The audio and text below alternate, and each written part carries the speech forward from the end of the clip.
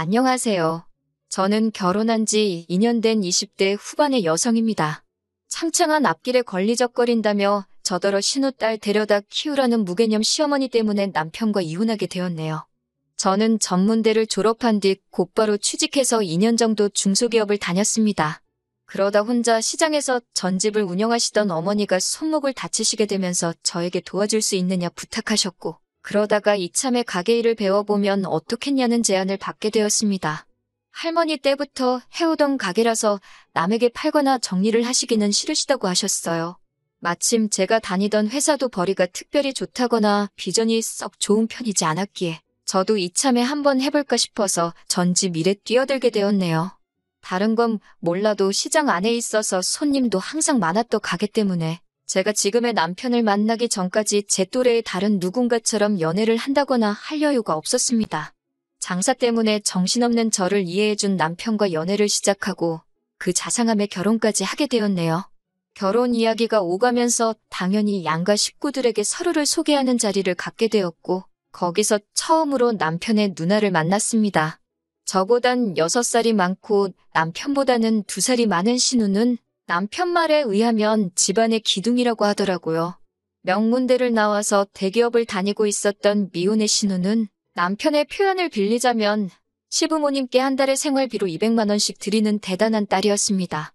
하지만 신우와 제 사이는 처음부터 그렇게 좋지 못했네요. 처음 남편 집에 갔던 날, 신우와 시어머니 두 분 다 빵을 좋아한다 하길래 유명한 베이커리에서 케이크를 사갔습니다. 집 안으로 들어서자 시부모님이 오는데 힘들지는 않았냐며 저를 환대해 주셨습니다. 긴장을 많이 한 상태였는데 다정히 맞아주셔서 한숨 돌릴 수 있었어요. 그렇지만 신우가 등장하자마자 분위기가 급변하더라고요. 신우는 차 타고 에어컨 쐬면서 시원하게 왔을 텐데 고생은 무슨 고생이냐며 한마디를 하더군요. 그리고는 온 가족이 모여서 서로 어색한 분위기도 풀 겸 간단한 이야기를 시작했는데, 신우가 대뜸 남편한테 둘이서 수다 떨고 그럴 때 수준 차이는 안 나냐고 묻더라고요. 엄청 조심스러운 척 제 눈치를 살피면서도 제 학벌과 직업을 가지고 저를 무시하려는 의도가 다분했습니다. 저도 당하고만 있는 성격은 아니라서 시아버지께 시어머님이랑 이야기하실 때 수준 차이 같은 거 느껴지시냐고 물었습니다. 그러자 순간 찬물을 끼얹은 듯 분위기가 가라앉았어요. 시아버지가 부부 사이에 무슨 수준 차이냐고 허 웃고 넘기시더라고요. 제가 그러니까요라고 한마디 맞장구를 치니 신우가 얼굴이 벌개져선 자긴 밥 생각 없다고 방에 홀랑 들어가 버리더라고요. 결혼 후 얼마 지나지 않았을 때는 이런 일도 있었습니다. 원래 전집은 명절이 제일 바쁜데 일손을 구하기가 너무 어려워서 저뿐만 아니라 손목이 아프신 친정어머니와 이제 은퇴하신 친정아버지까지 모두 동원되어야 했어요. 게다가 저희 시댁은 차례를 지내지 않기 때문에 저는 남편에게 혹시 명절 당일날 점심 지나고 가면 안 되겠냐고 조심스레 물었어요. 다행히 남편도 장사 대목인데 그렇게 해야지라며 흔쾌히 그러자고 하더라고요. 저는 뒷말 나오지 않게 남편에게 시댁에 잘 이야기해달라고 신신당부를 했습니다. 하지만 명절 당일날이었어요. 열심히 장사를 하고 있는데 신우에게서 전화가 오더라고요. 바빠서 바로는 못 받고 1~2시간쯤 지나서 전화를 다시 걸었더니 대뜸 소리를 지르더라고요. 저더러 못 배운 티를 이렇게 낸다면서 시댁이 웃음냐고 고래고래 소리를 질러요. 황당해서 말도 안 나오는데 시어머니까지 전화를 받으시더니 저더러 천명절인데 장사가 뭐가 중요하냐고 저를 꾸중하셨습니다. 저로서는 너무 억울하고 화가 났지만 일단은 장사 마무리도 해야 했고 곧 시댁에 갈 거니까 가서 잘 설명드려야겠다는 생각으로 일단 몇 번이고 죄송하다고 말씀을 드리고 전화를 드렸습니다. 그리고 바로 남편에게 전화해 도대체 이게 무슨 상황이냐고 따졌더니 남편도 이해가 안 된다면서 분명히 시어머니가 괜찮다고 했다는 거예요. 거짓말 하는 거 아니냐고 하니까 자기가 무슨 덕을 본다고 거짓말을 하냐면서 아무래도 신우 때문인 것 같다고 그러더군요. 마치 어딘가 짚히는 게 있는 사람 같았습니다. 어쨌든 일단은 시댁에 가야 하니까 저는 전날 준비한 명절 음식과 전을 포장해서 시댁으로 향했습니다. 친정 부모님께는 다음날 오겠다고 했고 부모님도 걱정하지 말라며 다녀오라고 하셨어요. 시집간 후 첫 명절인데 친정 부모님하고 오전 내에 장사만 하고 점심도 같이 못 먹고 가는 게 마음에 걸려서 시댁으로 가는 길에서 왠지 마음이 많이 상했습니다. 시댁에 도착하니 신우는 마치 저희를 뚫어버리겠다는 기세로 현관 입구를 노려보고 있었습니다. 시부모님도 시큰둥하게 이제 왔냐면서 본체만치 하시더라고요. 저는 속상한 마음을 감추고 준비해온 명절 음식을 하나 둘씩 상위에 올려놓기 시작했고요. 그러자 신우가 시장통에서 팔고 온 남은 거 싸온 거냐면서 무슨 구린내라도 난다는 듯 자기 손으로 코를 쥐어잡고 인상을 팍 쓰더라고요. 그 모습을 보는데 순간 진짜 딱 한 대 때려주고 싶었지만 차마 그럴 수는 없잖아요. 그래서 제가 그럼 드시지 마시라고 한마디 했습니다. 그리고는 시부모님께도 냄새나는 거 싫으시면 치우겠다고 하고 가지고 온 거 그대로 다시 뚜껑을 덮었습니다. 그러자 시어머니가 저를 잡아 끌고 잠깐 당신 좀 보자며 방으로 데리고 가셨어요. 저는 피곤하기도 했고 억울하기도 하고 아무런 말도 하기 싫었어요. 그런데 시어머니가 갑자기 방문을 닫으시더니 제 손을 꼭 잡고서는 속삭이는 듯한 작은 목소리로 저에게 우는 척이라도 하라면서 미안하다 하시는 거예요. 왜 이러시냐고 하니까 자기 딸이 워낙에 지 밖에 몰라서 그런다고 그냥 비위 좀 맞춰주라고 저에게 부탁을 하시더라고요. 신우 이상한 거 온 가족이 다 안다면서 속 시끄럽게 하지 말고 납작 엎드려서 지내라고 하셨습니다. 더 황당한 건 갑자기 신우 알기를 뭐로 아냐면서 네가 뭔데 늦게 오냐고 저에게 소리를 치시는 거예요. 이중인격도 아니고 한마디로 신우 눈치를 보시느라 아주 쇼를 하고 있더군요. 솔직히 말해서 시어머니가 불쌍하기도 했지만 집안이 정상이 아니다 싶었어요. 가족끼리 서로 기분 맞춰주고 배려해줄 수야 당연히 있다고 생각합니다. 하지만 시어머니의 이런 태도가 신우를 갈수록 오만방자하게 만든다는 확신이 들었습니다. 시어머니는 큰 소리를 내시면서도 동시에 저에게 그냥 분위기 좀 맞춰달라고 거의 사정을 하셨어요. 멍청한 생쇼를 한 10분 정도 하고 방문을 열고 나오니 신우가 제가 가져온 전을 뜯어먹으며 실실거리고 있더라고요. 황당하고 유치해서 어이가 없었어요. 아마 제 동생이나 친구였으면 미친모라고 욕이라도 해줬을 거예요. 남편도 미안한지 머쓱한 얼굴로 저를 쳐다보고 해서 제가 꾹 눌러 참았습니다. 말 그대로 똥이 무서워서 피하냐 더러워서 피하지 그 심정이었어요. 남편도 집에 오는 길에 미안하다면서 신우가 성격이 별난데 시부모님이 생활비를 받아 쓰시는 상황이다 보니 뭐라고 큰 소리도 못 내신다고 저더러 조금만 이해해 달라고 하더라고요.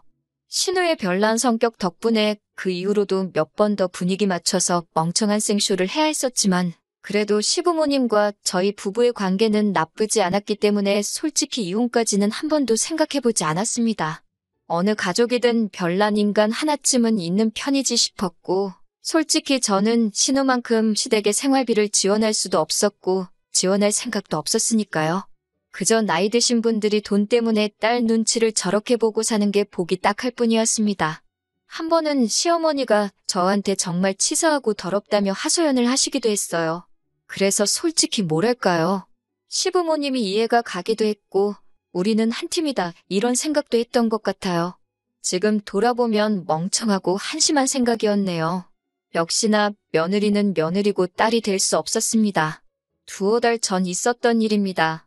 제가 남편과 이혼을 결심하게 된 결정적인 이유기도 했고요. 시어머니도 제가 신우랑 부딪히면 좋은 일이 없다는 걸 아셔서 최근엔 집으로 잘 안 부르셨는데 그날은 집에 좀 오라고 저에게 긴히 하실 말씀이 있다고 하셨습니다. 저는 속으로 신우가 제 흉이라도 봤나 보다 하고 크게 생각 안 하고 갔습니다. 또 그 시덥지도 않은 생쇼를 연기하는 건 이제 일도 아니었거든요. 그런데 집에 들어섰는데 신우가 웬일로 왔냐면서 저를 반겼습니다. 사람이 죽을 때가 되면 안 하던 짓을 한다더니 왜 저러나 싶어서 오히려 기분이 싸하더군요. 그렇게 저와 남편 그리고 신우와 시부모님 온 가족이 거실에 모였습니다. 평소와는 다른 분위기가 숨이 막히더라고요. 결국 제가 무슨 일로 이렇게 다 모인 거냐고 묻자 남편이 쭈뼛거리면서 일단 그동안 다 미안했다면서 이번 한 번만 더 이해해달라고 하더군요. 짜증난 제가 뜸들이지 말고 이야기를 하라고 하니 시어머니가 방에서 아이를 한 명 데리고 나오셨습니다. 4살이라는데 신우랑 완전히 똑같이 생겼더라고요. 제가 누구냐고 물으니 남편이 신우 딸이라고 하더라고요. 황당하고 어이가 없었어요. 결혼도 안 한 신우가 어떻게 이렇게 큰 딸이 있냐고 하자 신우가 갑자기 펑펑 울어버리는 거예요. 자기 이제 어떡하냐면서요. 그런 신우를 시아버지가 달랜답시고 방으로 데리고 들어갔고 저는 자세한 상황을 듣게 되었습니다. 시부모도 몰래 낳았던 딸이 있었는데 그 아빠가 사고로 세상을 떠나면서 그 가족이 애를 데리고 신우를 찾아왔답니다. 자기들은 이제 능력이 안 돼서 못 키우니까 엄마인 신우더러 알아서 하라고요.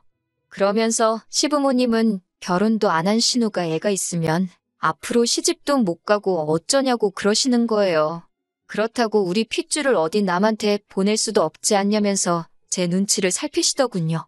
설마 막장 드라마에서나 보던 이야기를 하시려는 건 아니겠지라는 생각이 머리에 스치는 순간 시어머니가 저를 보며 그래서 말인데 저더러 키우면 안 되겠냐 하셨습니다.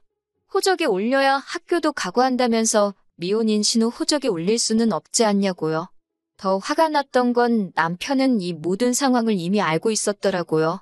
남편은 정말 미안하다면서 자기도 신우가 너무너무 밉고 싫지만 한 가족인데 어떡하냐고 받아줘야 하지 않겠냐고 그러더군요. 제가 잃은 신우가 쳤는데 왜 제가 뒷수습을 해야 하냐고 그러자 시어머니가 저더러 너는 잃을 게 없지 않냐고 하셨습니다. 신우는 학벌부터 직업까지 소위 엘리트 코스만 살아왔는데 그런 인생의 오점을 남겨서야 되겠냐면서요. 그 말을 듣는데 얼마나 어이가 없던지요. 남편도 시어머니 거든다고 한다는 소리가 자기는 저를 볼 때 학벌이나 직업 같은 건 하나도 신경 안 썼대요. 하지만 신우가 자기처럼 마음 넓은 남자를 만난다는 보장도 없지 않냐면서 저더러 정말 운이 좋은 여자라고 그러더군요.